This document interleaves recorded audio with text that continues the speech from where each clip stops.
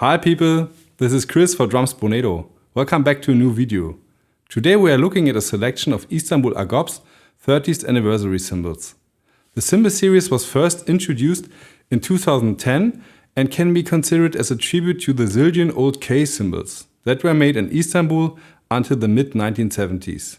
Let's see what they can do.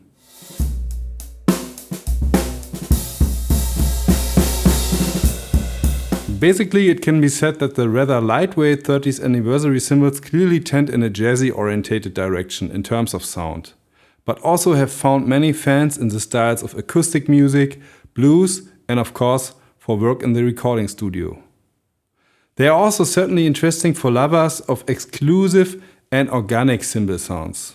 The Agop 30s made quite an impression on the competitors at that time and certainly inspired follow-up concepts like Sabian's Artisan Elite cymbals or Meinl Foundry Reserve, which are also tightly hammered, complex sounding cymbals. Fentex, the European Agop distributor, sent us the following models for this review: 14 and 15-inch hi-hat, 18 and 19-inch crash, and a 20, 22 and 24-inch ride. All three rides are supplied with a leather bag. Agop 30th anniversary cymbals are completely handcrafted cymbals made by mastersmiths.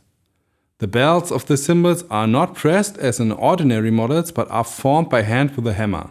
Each bell features the signature of Arman and Sarkis Tomurcuk, the company's principals. Otherwise, the cymbals look more like an understatement. There is no company lettering or a series stamp, only the small logo engraving. The ride and crash cymbals have flat profiles. Most of the bells are rather flat and round shaped. As you can see, there are numerous hammer marks and an even lathing pattern across the entire surface. The cymbals have a golden patina that makes them look like an old cymbal, even when new. On the 19-inch crash, the patina goes more to a slightly reddish tone, and the patina of the 18-inch crash looks more like an model. It is a different badge on the ladder, as I was told. I've recorded the cymbals in various setups and also made an individual sound file of each model. So, let's have a listen.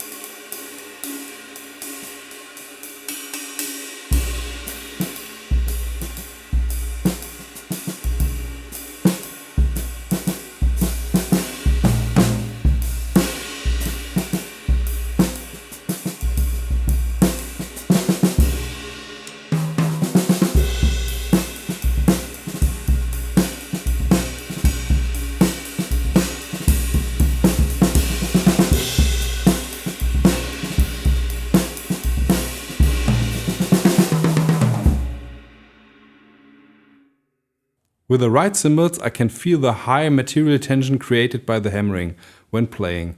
All three cymbals have a fairly deep fundamental. On the 20 and 22 models, they both have a nice woody sounding stick signal, but a lot of complex sounding wash going on underneath. Here you have to be very dynamic and controlled when playing.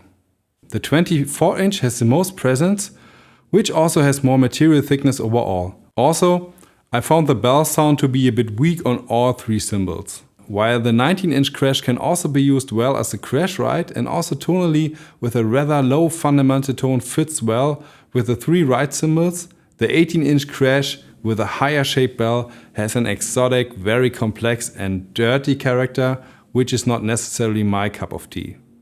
My highlight in the test section are clearly the two hi-hats. The 14-inch hi-hat plays buttery smooth, it has a great swish sound, and also the chick sound is amazingly well done for the very light weighting of only 673 and 778 gram.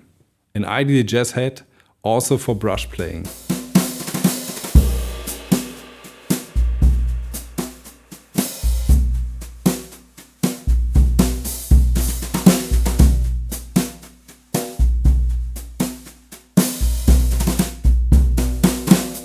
The 15-inch model goes in a very similar direction.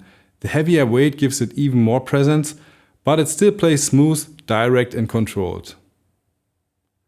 As I said before, the cymbals tend strongly in a jazzy sounding direction. The dance hammering provides a lot of tension, which gives them these complex overtones mixed with a rather low fundamental. When I listened back to the recordings, I was impressed by how quiet they seem.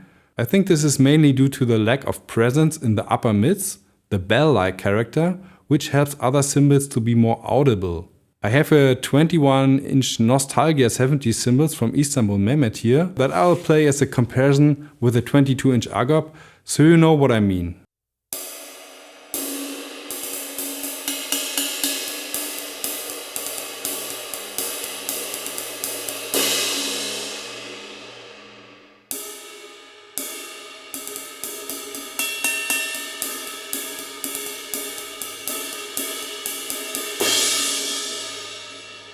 What also stood out for me is the playing experience with the 22-inch Agop, because this cymbal, you have the feeling that the stick is really playing into the cymbal. It has this tight hammering, but it also feels very precise and buttery. So it's much more, for me it's much more enjoyable to play this kind of cymbal. So in direct comparison, you could hear that the Mehmet is more clear and has a more bell-like character. It's a good sounding cymbal also, but it feels more stiff. All in all, you notice that these are very interesting, but also individual and high-priced instruments, which I would recommend should be played in person before buying. So that's it for today. If you liked the video, please give it a thumbs up and feel free to leave a comment. I hope to see you next time. Bye!